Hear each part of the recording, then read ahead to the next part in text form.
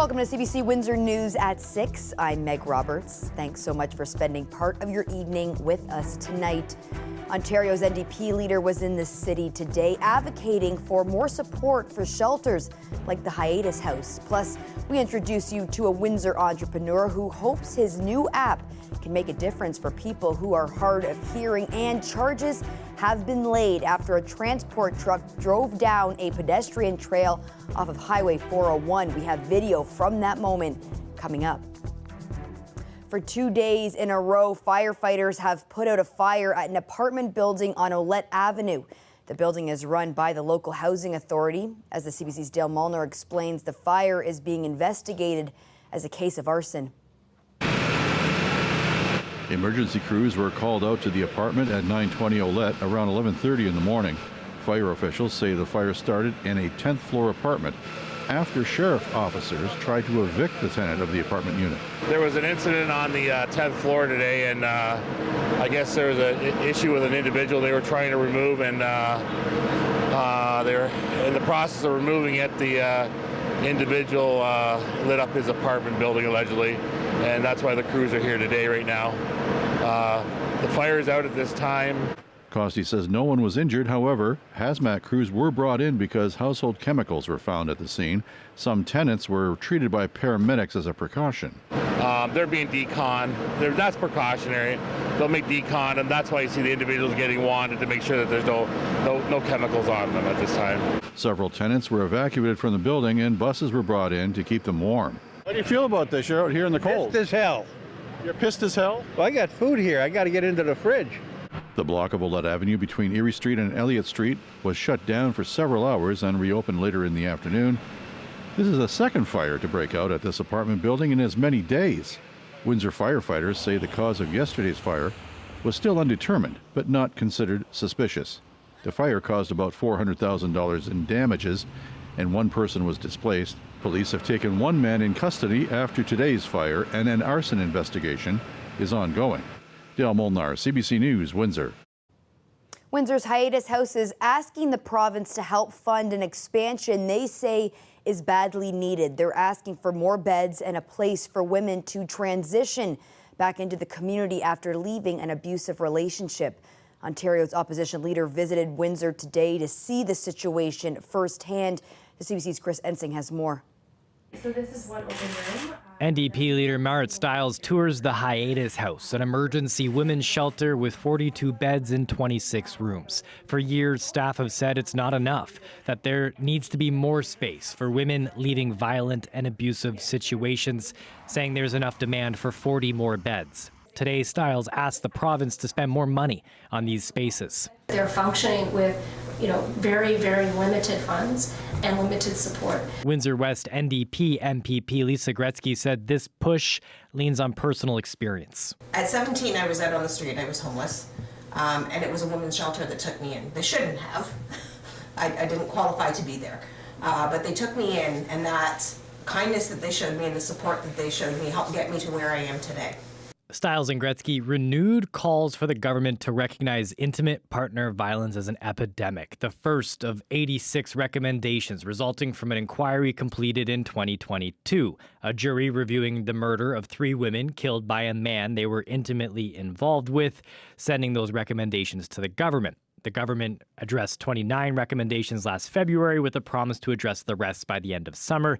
It hasn't done that. One of the recommendations Ontario has not responded to, a plan for housing intimate partner violence survivors fleeing abusers. Today, staff said one of the biggest issues facing women leaving violent and abusive relationships is finding a place after they stay at the Hiatus House. And they come here, they make giant step.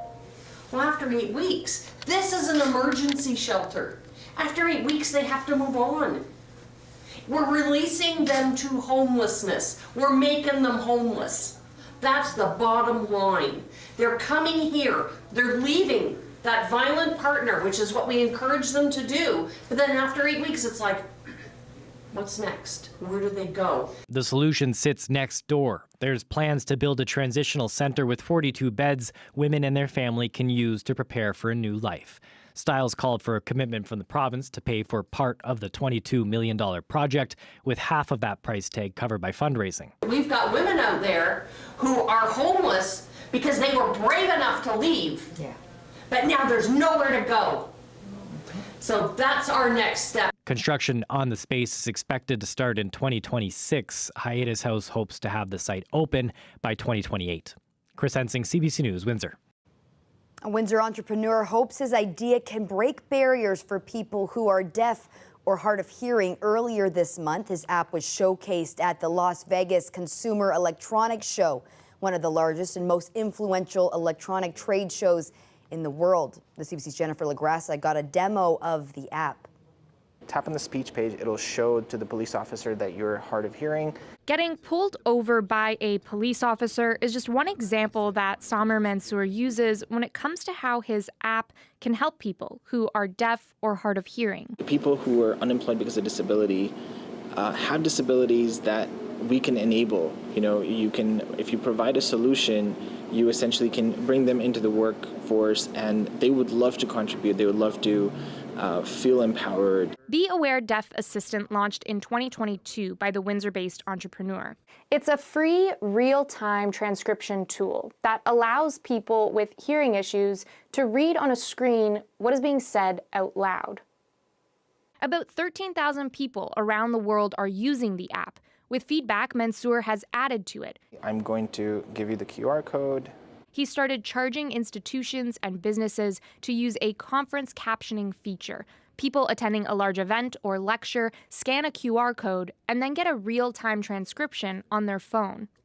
There's a mosque in London, Ontario that had an event on the 31st of December, and at 4 hours before the event, there was someone in the attendees who requested deaf accommodations.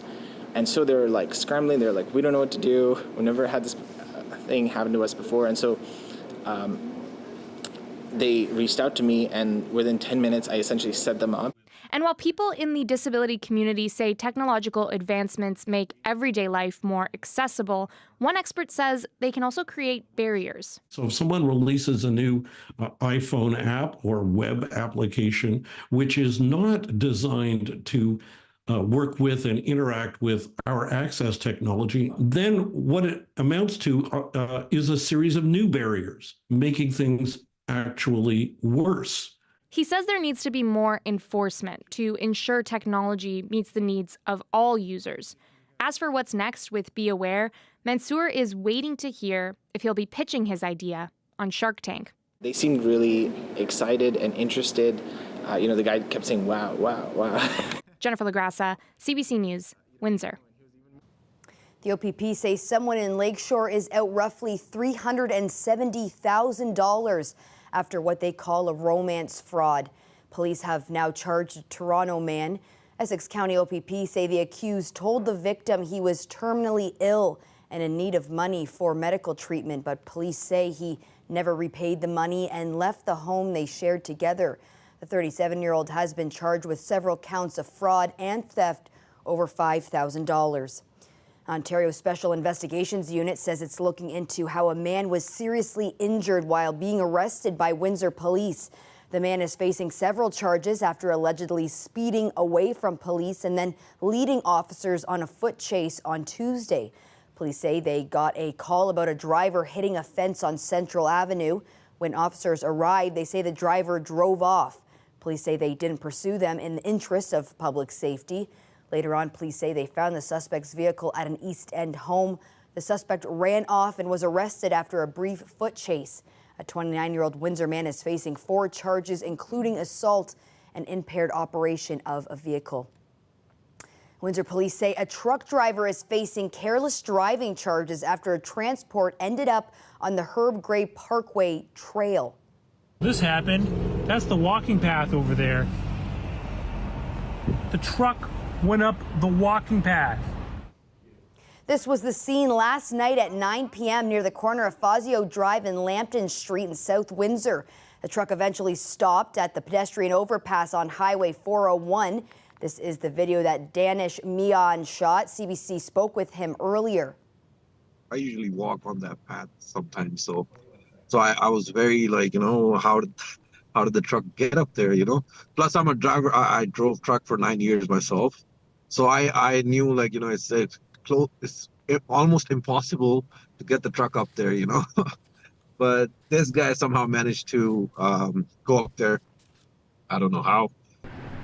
There was damage to a light pole, stop sign, and fence on the trail, and the truck sustained significant damage, but no injuries were reported.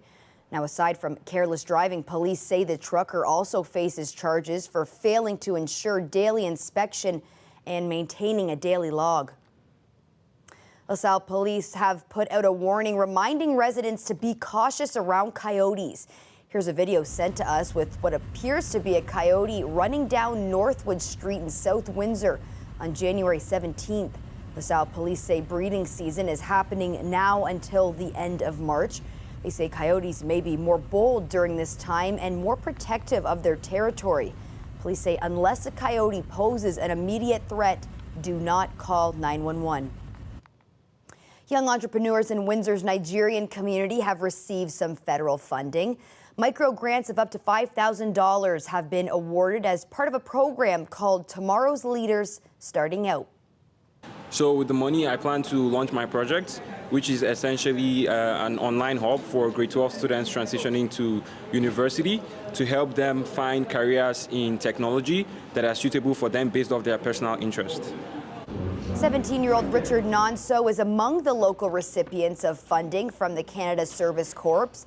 The grants were announced in a ceremony held by Nigerian Canadians for Cultural, Educational, and Economic Progress. The Windsor-based nonprofit group says the grants are meant for young people ages 15 to 13.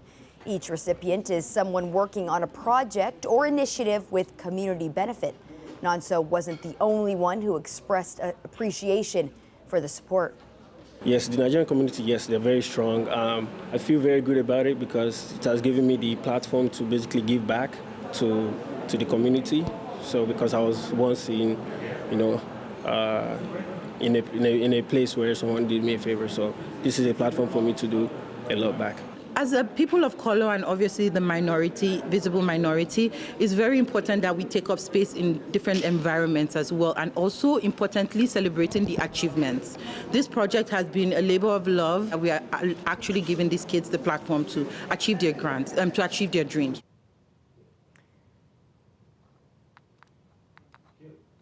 The hockey world is reeling after a series of recent developments. First, multiple NHL teams announced some players were leaving indefinitely. And yesterday, the Globe and Mail reported 5 former World Juniors players were told to surrender themselves to police in London to face sexual assault charges. CBC News hasn't independently verified that reporting. Karen Pauls has the story. A proud moment when Canada won the 2018 World Junior Championships. But since then, revelations of a $3.5 million out-of-court settlement by Hockey Canada after a young woman alleged she was sexually assaulted by 8 members of that team. Police have opened, closed, and reopened that investigation. And now, the Globe and Mail is reporting that 5 players have been asked to surrender themselves to face sexual assault charges. CBC News has not independently verified the report. These are individuals who they know who they are, and the warrant's not going to go away. They're going to be arrested. Either they can walk into the police station and do that, or ultimately the police will come and find them. This former assistant Crown prosecutor, now a defense lawyer, is not connected to this case. And they'll be read their rights to counsel, given their caution, allowed the opportunity to speak with a lawyer, and then I would imagine released with a court date and some conditions at that point in time. 5 members of the 2018 World Junior team have taken leaves of absence from their professional teams in the last week, but no evidence has been made public linking them to any of the allegations, and the teams aren't saying much. We will respond appropriately when the outcomes of the investigations are made public. The NHL has been very clear that teams should refer all investigation-related questions to them. The NHL is doing its own investigation, but hasn't yet released its findings, leaving teams and players under a cloud. There's a lot of pressure on the National Hockey League to condemn this type of event, but it hasn't been proven yet. And to a certain degree, they've been condemned. They are not playing hockey and won't be playing hockey until this case is resolved, and unless it's resolved in their favor. And that could be years. Karen Pauls, CBC News, Winnipeg. Well, that's your look out the tower, Cam. You can't see much tonight. That's how foggy it has been, and it was foggy all day today. We have your weather forecast coming up after the break.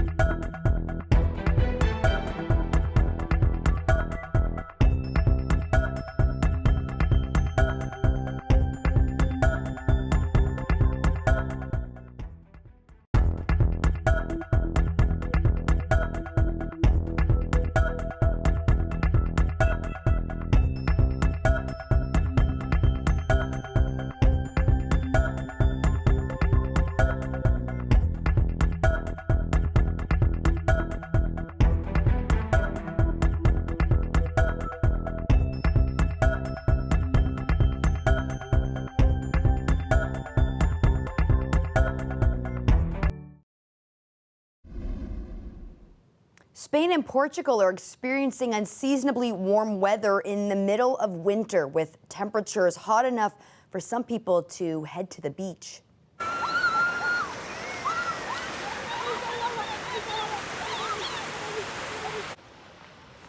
Last year was Spain's second hottest on record, only surpassed by 2022.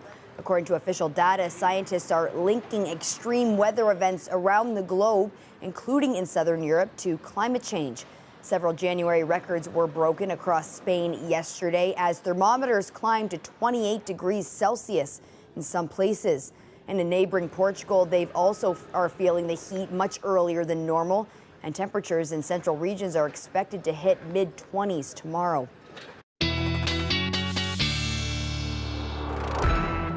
From early this morning all the way to now, Windsor, Essex has been covered in a thick coat of fog. Right now, there's a fog advisory in effect. Environment Canada says there is a possibility for near zero visibility. We saw that on the tower cam, obviously. And there's also a special weather statement in effect saying heavy rainfall is possible tonight into tomorrow morning. Victor Paulo is here to tell us more. Another wet day here in Windsor, but the good news is no freezing rain. We have precipitation in store, which will be the big theme for the next couple of days, followed up with some mild weather, and guess what's coming Sunday? A little bit of snow. Now, taking a look at what's happening on the long-range forecast, as you can see here, this is why a lot of the temperatures are mild over where we're located. But as we do get later on the day, closer to Monday, temperatures will drop. But as we do get later on into the days next week, temperatures will remain back to mild. So the big theme here for Windsor for the next 7 days, mild weather will be the big theme. Now, talking about temperatures tonight, it's going to be 2 degrees, feeling like -3, and it will be pretty overcast and raining as well. Now, taking a look at what's happening over the next couple of hours, and a bit of a fast pace here, you can see all that rain that's washing its way through, and that rain is what's going to be bringing us a lot of that wetness over the next couple of hours. But as you do get later on towards the day for Saturday, you can see cloudy covers, cloudy skies will also be another big theme. But taking a closer look at exactly what's happening and where, right around 9 o'clock tonight, you'll see that a lot of that rain will be starting, and it's going to last all the way through into the overnight, and some scattered showers to start our morning. But for the rest of your Friday, scattered showers here and there, but the big thing is going to be the high top cloud cover. There'll be a lot of cloud cover over top, and that's going to be making visibility pretty tough if you're expecting to see that sun. Now, taking a look at tomorrow morning when my little Emmy is getting ready and your little ones are getting ready too, it's going to be raining 2 degrees, feels like -2, and it's going to be pretty cold and wet. Taking a look at our 3 and 7 day forecast, well, here's a big theme. Saturday's going to be a foggy day, followed up by all that rain that's going to be coming towards our way on Friday. Sunday's going to be the return of that snow, 3 degrees. It's going to feel like -1. And then taking a look at what's coming our way for Monday, Tuesday, Wednesday, and Thursday. Well, Tuesday and Thursday is going to be a day where we're going to be getting a bit of rain and a bit of snow. Saturday's going to be a bit of fog, but in between all that, a lot of cloud cover and mild temperatures. Stay dry, Windsor, and over to you. Thanks, Victor. That's the CBC's Victor Paulo. Now, coming up, we have footage of an underwater attack taken by a scuba diver off of Vancouver Island. Stay tuned.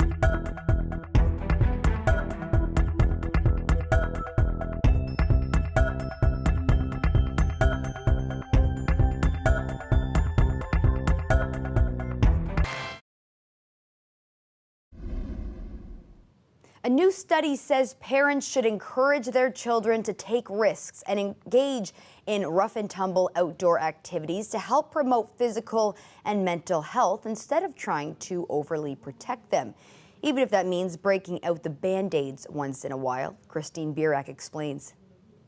For parents, this advice may be eye-opening. After spending decades supervising and trying to protect kids from any and all injuries, the Canadian Pediatric Society is telling doctors one way of dealing with rising obesity, anxiety, and behavioral issues is to get kids back outside and let them take risks while they're playing, even if that means falling down, even if that means getting hurt. There is a balance between allowing kids to get out there, be autonomous, try new things, challenge themselves, and we know that there will be a risk of injury. So what is risky play? Experts say it's things like playing at heights. That means climbing, jumping, balancing, playing at speed, biking at high speed, sliding and running. Now this one might irk some parents. Play involving tools, so supervised activities like using an axe, saw, or knife. So things like building a clubhouse or wood carving. Of course, this needs to be age appropriate, but the list also includes wrestling, play fighting, and allowing kids to explore. You know, this isn't about letting a child run into a busy street or play unsupervised near rough water. You know, those are hazards. She also points out there's a difference between risk and hazard. Risky play does not mean ignoring evidence-based safety measures like bike helmets, life jackets, and safety gates. It does not mean leaving kids unsupervised in potentially hazardous situations like busy roadways and rough waters. Doctors say this is about age-appropriate fun. It's a shift from helicopter parenting, right? And over-parenting and over-scheduling. So I think it's healthier for kids. It's better to build resilience, belief in themselves and their abilities. Experts say parents can also reframe the way they talk about risk with their kids. So next time you're at the playground, instead of saying, "Be careful, are you sure that's a good idea?" Try saying, "Do you feel stable up there? What's your plan for getting down?" Experts insist instead of raising doubts and fears, parents can raise awareness and problem solve with their kids. Experts insist this isn't about moving away from safety. It's a shift towards making kids as safe as necessary. Christine Birak, CBC News, Toronto. A scuba diver recently witnessed a very rare sight just off Vancouver Island. It was of a brutal confrontation between a hungry seal and a giant Pacific octopus. A quick warning that the octopus did end up losing a tentacle, but luckily their arms do grow back. Here's that video. We decided to start heading back to shore, and then a seal just zipped by us. And we were like, oh, that's a pretty rare sight, right? We don't see seals quite often while we're scuba diving. So I used my light to sort of scan the horizon, and I saw this seal was sort of vertical. And it was kind of pulling at something off a rock.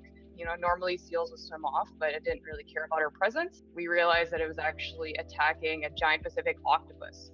Normally, those large octopus are hiding in crevices, but this one was just out in the open. So the seal, you know, thought, hey, this would be a nice snack. The seal went up for, to catch its breath and came back down. So I guess the octopus thought, okay, this is my time to get away. So you can see it in the video, it actually swims right in front of us as the seal comes back down and chases it. And what octopus do is they release some ink to try to evade their predators, but the seal just kind of, you can see it kind of swimming through the ink and does find the octopus, and then they go through a bit of a battle there, and very exciting to watch. Our hearts were beating pretty quickly.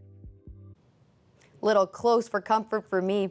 Well, that's it for CBC Windsor News. Don't forget, for news anytime, you can go to our website at cbc.ca/Windsor. You can also download the CBC News app for stories that matter most to you. And don't forget to watch The National tonight at 9 on CBC News Network, 10 p.m. on the CBC News app, CBC TV, and streaming on CBC Gem and CBC Explore. We're going to give you a look at the tower cam now before we finish for tonight.